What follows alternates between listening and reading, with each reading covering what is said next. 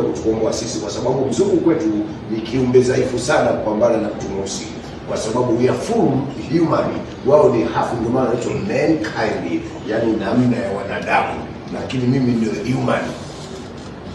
Okay. Yes. Sawa. Mungu ndiye aliyeumba watu na kila kitu kwa mujibu wa maelezo ya dini.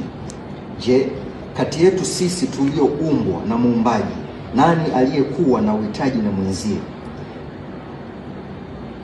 Kati yetu sisi tulioumbwa na Muumbaji, sisi ndio tuna shida na Muumbaji. Muumbaji ana shida na sisi kwa sababu yeye ana vitu vingi.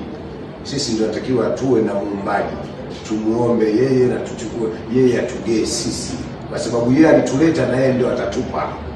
Okay, sawa. Kama Mungu alikuwa na uhitaji na sisi na ni mwenye upendo wa kweli kama vitabu vya dini vinavyozungumza, kwa nini hakuna usawa wa maisha na kwa nini duniani hakuishi matatizo? Matatizo ya dunia yanaletwa na wanadamu wenyewe, kwa sababu wengine wana kitu wanaita greed,